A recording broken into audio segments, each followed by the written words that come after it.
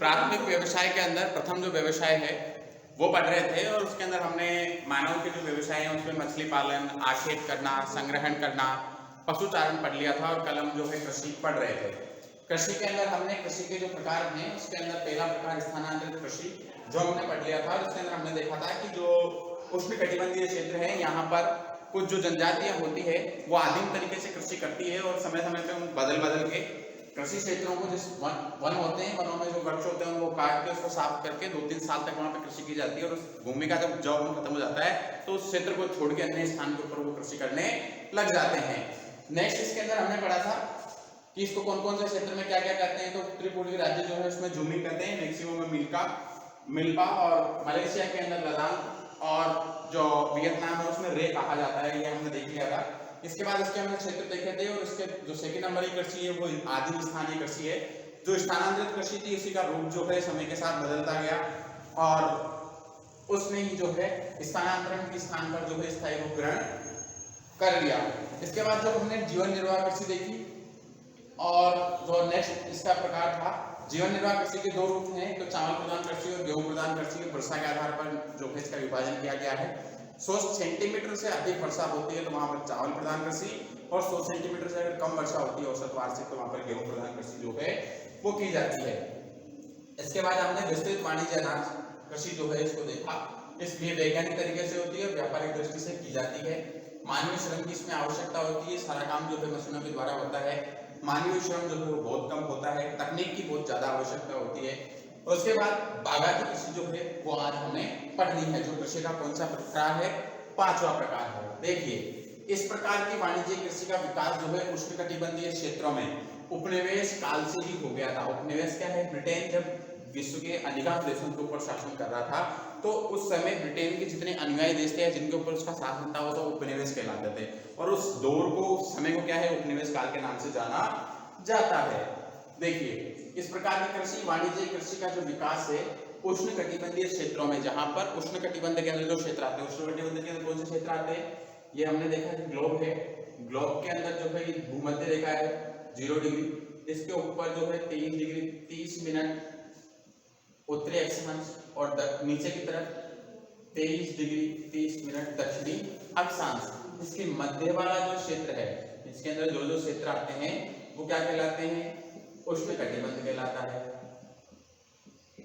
और इस उष्णकटिबंध के अंदर जो है इस प्रकार की कृषि बागायती कृषि जो है वो की जाती है। इसके अंदर बड़े बड़े बागान होते हैं, ठीक है, उस बागों के अंदर जो है कृषि की जाती है, उसे बागायती कृषि कहते हैं।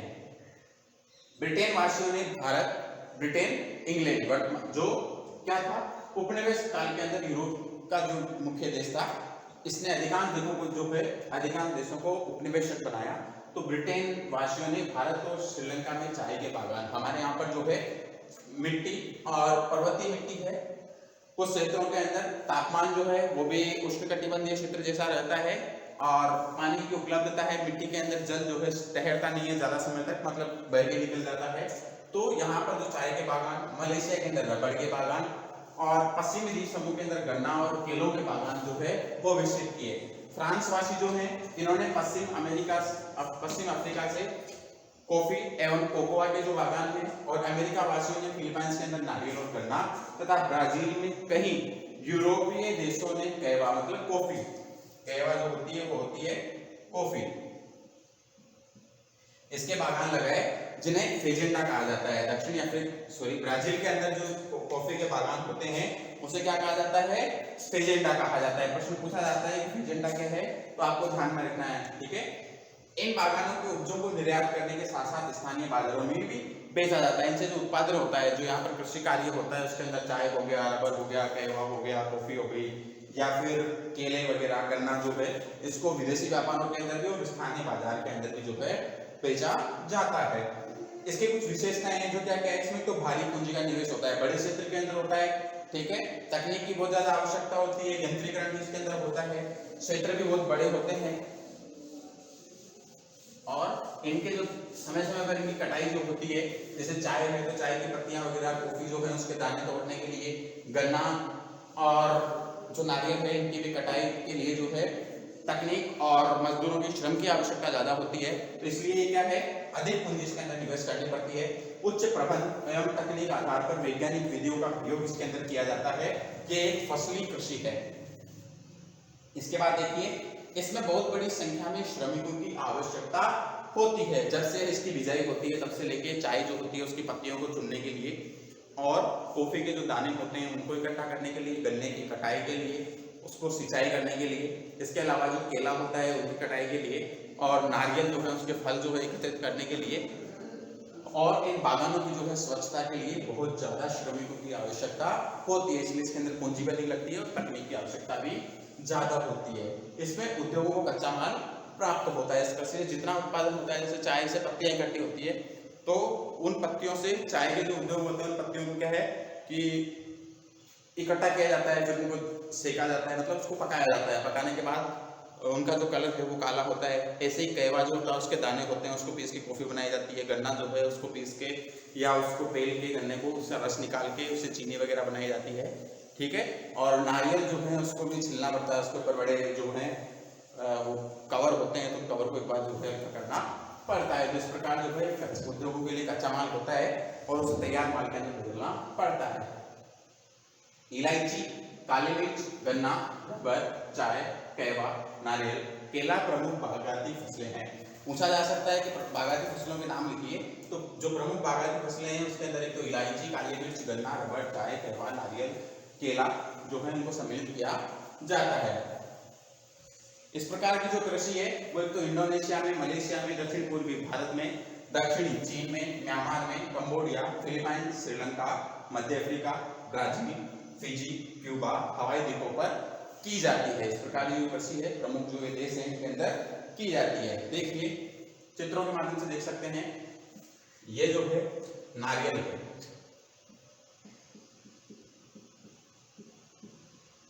ठीक है, इसके बागान लगे हुए हैं और इनके अंदर जो है देखो नारियल आ रहे हैं, नारियल को इकट्ठा किया जाता है, बीच में सिंचाई के लिए जो है धुरी बनी हुई इससे पानी पिलाया जाता है। ये केला है, ये जो है कहवा कॉफी के दाने हैं और ये कॉफी के बागान है, कहवा या कॉफी। इसके बाद ये रबर है, रबर का जो पौधा होता है इसकी छाल के अंदर कट लगा के और नीचे कोई पात्र, जैसे कट लगे हुए यहाँ पे कोई पात्र लगा दिया जाता है, उसमें इसका रबर का जो दूध होता है वो इकट्ठा होता है। ये गन्ना है, ईख जिसे बोलते हैं, और ये चाय के बागान, ठीक है। तो इन सबको देखो चाय के इकट्ठा करके इसकी जो है बाग के अनुसार या इसकी धुरियां लंबी लंबी कतारें बनाई जाती है और बीच बीच के अंदर इनकी पत्तियां चुनने के लिए जगह छोड़ी जाती है और इतने सारे मजदूर जो है इनकी पत्तियां तोड़ने के काम कर रहे हैं। ऐसे कहवे के अंदर जो कहवे के दाने आते हैं इसमें दिखाया गया है, कई सारे मजदूर जो है श्रमिक हैं वो लग रहे हैं और कहवा जो है इसको इकट्ठा किया जाता है। ऐसे ही गन्ने का सब चीज को, गन्ने को सीधा रखने का काम है, गिरने नहीं देना इसको, और इसको खराब नहीं होने के लिए समय पर इसकी कटाई वगैरह, तो सबके अंदर जो है उससे तकनीक की आवश्यकता होती है, पूंजी अधिक लगती है। चीन जैसे उद्योगों के लिए कच्चा माल है, ठीक है। इसके आगे देखिए अगला जो है वो प्रकार है मिश्रित कृषि।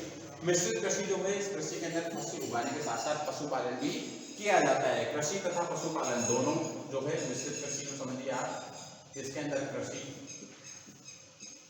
प्लस पशुपालन दोनों क्रिया अगर साथ की जाती है तो वो क्या कहलाती है, मिश्रित कृषि कहलाती है। देखिए फसल उगाने के साथ पशुओं को पालने का कार्य किया जाता है। इस प्रकार की कृषि विश्व के अत्यधिक विकसित भागों में की जाती है। जो बहुत ज्यादा विकसित भाग है उनके अंदर इस प्रकार की कृषि की जाती है। उत्तरी अमेरिका के पूर्वी भाग, उत्तरी पश्चिमी यूरोप, यूरेशिया के कुछ भाग एवं दक्षिण महाद्वीप के शीतोष्ण अक्षांश वाले भागों में इसका विस्तार मुख्य रूप से देखने को मिलता है। और इसकी जो कुछ विशेषताएं हैं वो इस प्रकार है। फसल उत्पादन एवं पशुपालन दोनों इसमें समान महत्व दिया जाता है। जितना इसमें फसल उत्पादन को महत्व दिया जाता है उतना ही इसको पशुपालन को भी महत्व दिया जाता है, मतलब दोनों क्या है, बराबर है। इसके बाद इस कृषि में खेतों का जो आकार है वो मध्यम होता है, ज्यादा बड़े भी नहीं होते, बहुत ज्यादा छोटे भी नहीं होते। इसके अंदर प्रमुख जो फसलें हैं उसमें गेहूं, जौ, राई, जई, मक्का, सोयाबीन एवं चारे की जो फसल है वो बोई जाती है, प्रमुख रूप से बोई जाती है। फसलों के साथ पशुओं जैसे भेड़, बकरी, सुअर, मवेशी जो हमारे पालतू जानवर होते हैं, गाय भैंस वगैरह जो भी है, और मुर्गे आदि को पाला जाता है। इसके आगे देखिए इसकी कुछ विशेषताएं और भी है। इस प्रकार की कृषि के अंदर भारी पूंजी निवेश जो है वो करना पड़ता है। कई सारे पशु वगैरह रखते हैं तो जो पशुपालन है उसके लिए उनके लिए शेड वगैरह लगाना, उचित चारे का प्रबंध करना, ठीक है। तो इसके अंदर जो है पूंजी की आवश्यकता ज्यादा होती है। कुशल एवं योग्य कृषक इस प्रकार की कृषि करते हैं जो कृषि कार्य में भी कुशल हो और पशुपालन में भी कुशल हो। तो इस प्रकार के जो कृषक होते हैं जिनको तकनीक का पूरा ज्ञान हो वो इस प्रकार की कृषि जो है उसको ठीक ढंग से कर सकते हैं। यह कृषि महानगरों के समीप की जाती है, जो बड़े नगर होते हैं उनके पास की जाती है, तो पशु से जो प्राप्त उत्पाद होता है वो भी मार्केट में पहुंच सके और जो कृषि कार्य के द्वारा उसने गेहूं जो जई वगैरह जो भी उत्पादन किया है वो भी बिना खराब हुए और सही कीमत पे मार्केट में पहुंच सके, उससे अच्छी कीमत प्राप्त हो। उत्तम कृषि जो है इसके अंदर उत्तम कृषि विधियां, उत्तम परिवहन एवं विश्वसनीय वर्षा इसको बड़ी सहायता मिलती है। इसमें तैयार माल होता है उसे समय के ऊपर जो है मार्केट में पहुंचे और उसकी क्वालिटी अच्छी होनी चाहिए, इसके लिए उत्तम कृषि, समय पर मार्केट में मुझे इसके लिए उत्तम परिवहन, विश्वसनीय वर्षा, उनको क्योंकि जितनी फसलें हैं उनको पानी की आवश्यकता ज्यादा होती है तो विश्वसनीय वर्षा जो है उनको सहायता प्रदान करती है। और अगला जो रूप है कृषि का वो है दुग्ध कृषि। दुग्ध कृषि जो है ये एक विशिष्ट तरीका है कृषि का। इसमें दूध देने वाले जो पशु होते हैं उनके प्रजनन पे, उनके पशुचारण पे और उनकी नस्ल जो है उसको सुधारने के ऊपर विशेष ध्यान दिया जाता है। पशुओं की देखभाल जो है वैज्ञानिक तरीके से की जाती है। दूध निकालना और उसको परिष्कृत करने की जो क्रियाएं हैं वो सब क्रियाएं जो है मशीन के द्वारा की जाती है। डेयरी कृषि का कार्य नगरी एवं जो औद्योगिक केंद्र होते हैं उनके समीप किया जाता है और न्यूजीलैंड, ऑस्ट्रेलिया, पोलैंड, डेनमार्क, संयुक्त राज्य अमेरिका में डेयरी फार्मिंग जो है इसने उद्योग का रूप ले लिया है, क्योंकि जितने महानगर हैं या जितने औद्योगिक क्षेत्र हैं वहां पर दूध की आवश्यकता ज्यादा होती है, तो डेयरी फार्मिंग के द्वारा उनकी दुग्ध आपूर्ति समय पे की जाती है। दुग्ध में इसमें सारा काम जो है वो मशीनों के द्वारा होता है और मुख्य उद्देश्य जो इसका होता है वो पशुओं में जो प्रजनन होता है उस पर पशुचारण को नस्ल सुधारने के ऊपर विशेष ध्यान दिया जाता है। सारा काम जो है वो वैज्ञानिक तरीके से होता है। इनको हम चित्र के माध्यम से देख सकते हैं। देखिए ये होलिस्टन कुछ गायें हैं, इन गायों को दूध निकालने से लेके सारे जो क्रियाएं हैं वो मशीन के माध्यम से हो रही है। एक रो होती है उसके अंदर गाय जो है एक साथ निकल जाती है और जो कुछ पंप से होते हैं जो इनके थनों पे लगा दिए जाते हैं और वो जो है दूध निकालते हैं। इसके बाद इसकी पैकिंग से लेके इनकी चराई वगैरह सारा काम जो है वो यंत्रों के माध्यम से होता है। देखिए दूध की पैकिंग का कार्य हो रहा है और ये सारा कार्य जो है किसके माध्यम से होता है, मशीनों के माध्यम से होता है। इसके बाद हमारे कृषि का रूप और बच जाता है जिसे हम देख लेते हैं ट्रक फार्मिंग।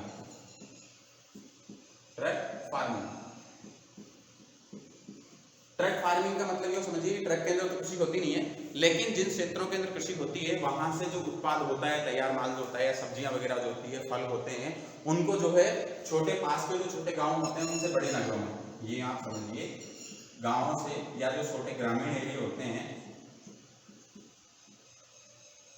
उनसे किसमें, नगरों में, महानगरों में या औद्योगिक नगरों में,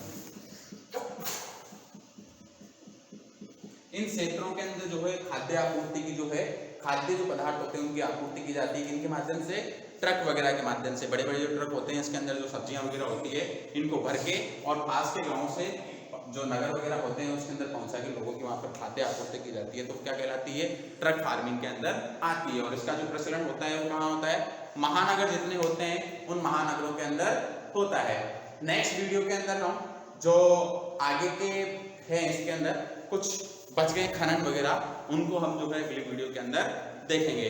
धन्यवाद।